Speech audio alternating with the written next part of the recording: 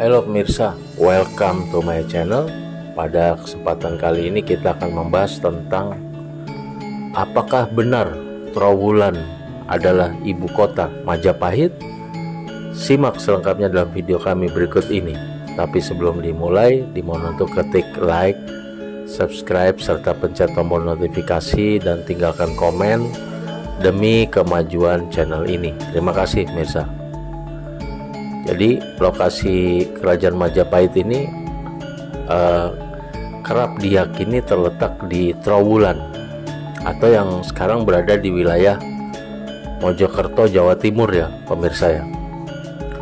Sebenarnya apakah memang keberadaan Majapahit di Trowulan ini sudah menjadi kepastian atau memang masih bisa dibantah? Benarkah sejarah mengenai letak ibu kota Majapahit di sekitar daerah Trowulan tersebut pemirsa ya?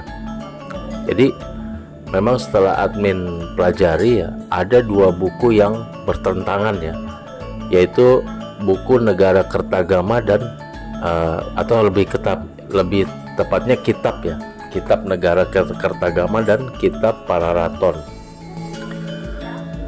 Menurut Negara Kertagama ini ya, yang ditulis oleh Empu Prapanca, banyak menceritakan detail-detail tentang sejarah kerajaan Majapahit, karena Empu Prapanca kan langsung melihat dengan pandangan mata ya pada saat Majapahit masih eksis.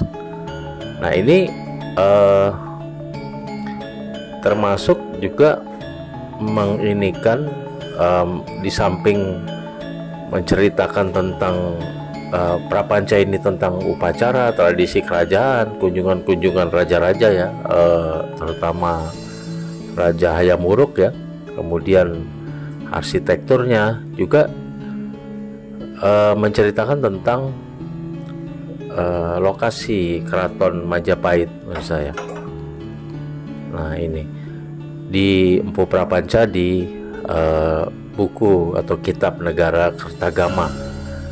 Memang kalau pendapat admin Kitab Negara Kertagama ini gambarannya lebih condong kalau memang ibu kota kerajaan Majapahit ini ada di Trowulan.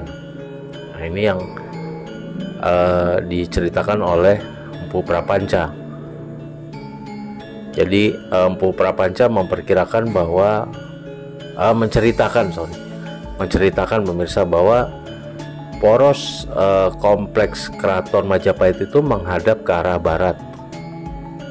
Di tengahnya mengalir jernih air dari sungai kecil, ya kan? Terus daun pintu gerbangnya dibuat dari besi kokoh dengan lekuk-lekuk ukiran. Nah inilah yang diinikan oleh Empu Prapanca dalam Kitab Negara Kertagama. Memang lebih cocok ya, ada air, ada kolam segala macam, ini lebih cocok berada di Trowulan. Teori Trowulan ini di samping dikemukakan dari hasil pandangan mata Empu Prapanca yang secara langsung hidup pada zaman Majapahit, juga diperkuat oleh buku Sartono Kartodirjo dalam bukunya Masyarakat Kuno dan Kelompok-kelompok Sosial. Dia menggambarkan Sartono ini bahwa pusat kerajaan Majapahit adalah pusat kota yang sudah memiliki suatu teknologi ya, jadi tidak hanya kota yang hanya begitu saja misalnya, tapi sudah dikenal dengan teknologinya. Teori Trowulan ini juga diperkuat oleh Badan Riset bentukan kolonial Belanda ya, membentuk badan purbakala bernama OVM ya, Oudheidkundige Vereniging Majapahit.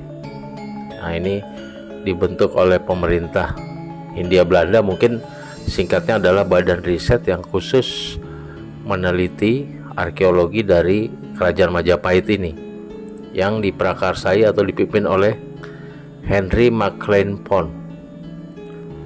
Dan mereka, badan riset ini, meneliti segala artefak yang ada di Trowulan, mulai dari bangunan, struktur, arca, relief, pecahan gerabah, dan keramik. Nah, jadi dari hasil analisa tim OVM ini, tim arkeolog Belanda yang khusus fokus di peninggalan kerajaan Majapahit ini, menyimpulkan bahwa ada kehidupan dari suatu masyarakat yang sudah maju ya, yang mendiami wilayah di Trowulan tersebut. Lewat bukunya Majapahit Poging tot Rekonstruksi van het Stadsplan Nagasok of het Terrein Andehan van dem, ini bahasa Belanda lah kira-kira gitu pemirsa ya. Juga disebutkan oleh tim riset Belanda ini pada zaman Hindia Belanda ini bahwa sebutan dari Trowulan ini muncul dari istilah Setrawulan dan Sastrawulan. Jadi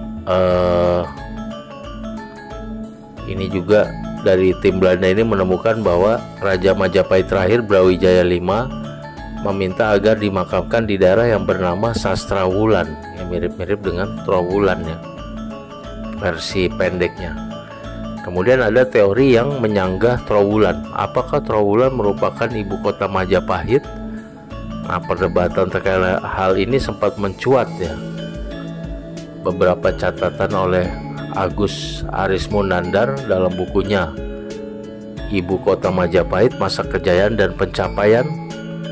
Dia menyebutkan bahwa merujuk pada kitab Pararaton, Raden Wijaya mendirikan Majapahit di sekitar hutan Trik di tepi Sungai Berantas. Itu menurut kitab Pararaton. Sementara situs Trowulan yang dikenal sekarang terletak di daerah pedalaman dan jauh dari Sungai Berantas.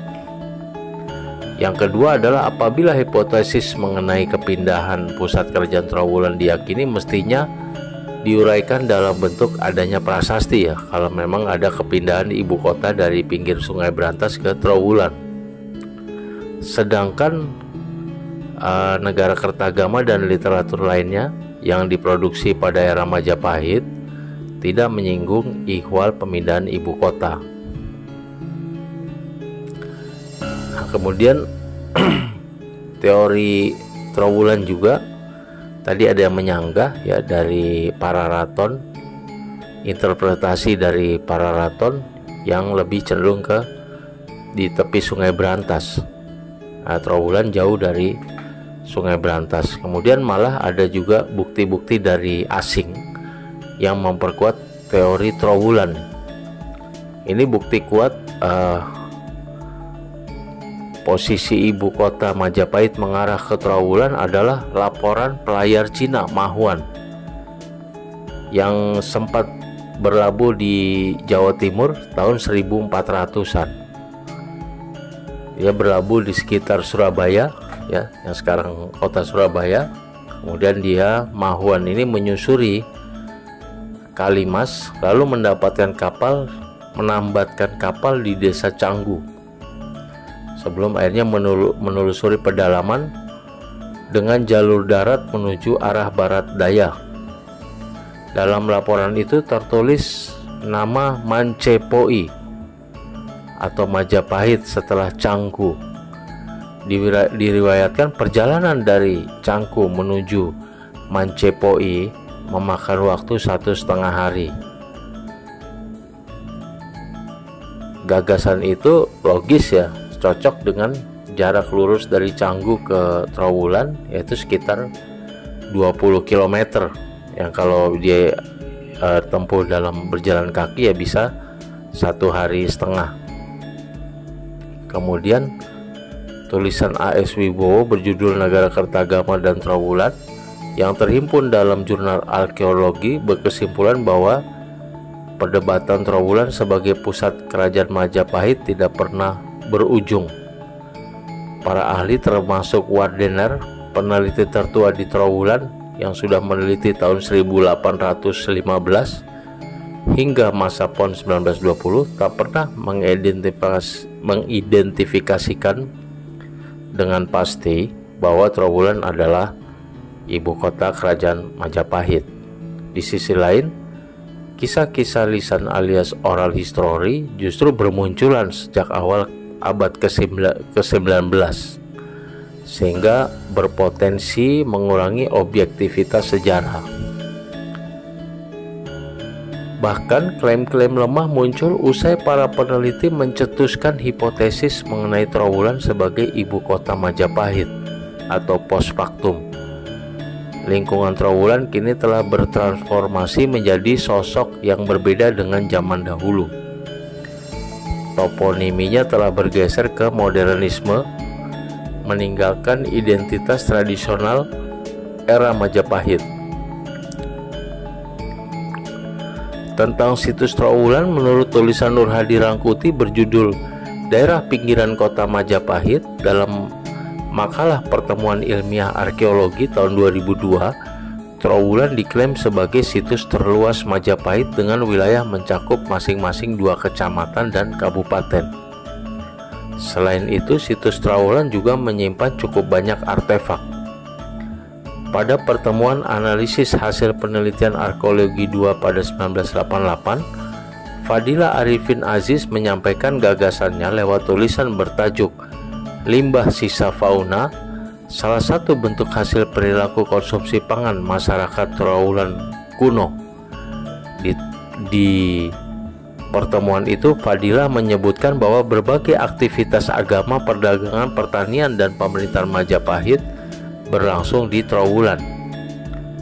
Aktivitas itu ditandai dengan peninggalan materialistik berupa candi, arca, lingga, yoni, saluran air, kanal, waduk, prasasti, dan mata uang yang semua diketemukan di Trowulan. Demikian bisa bahasan kita kali ini tentang apakah benar Trowulan ibu kota Majapahit. Terima kasih atas perhatiannya. Sebelum diakhiri, dimohon untuk ketik like, subscribe, serta pencet tombol notifikasi dan tinggalkan komen demi kemajuan channel ini. Demikian pemirsa, terima kasih atas perhatiannya. See you on my next video. Terima kasih.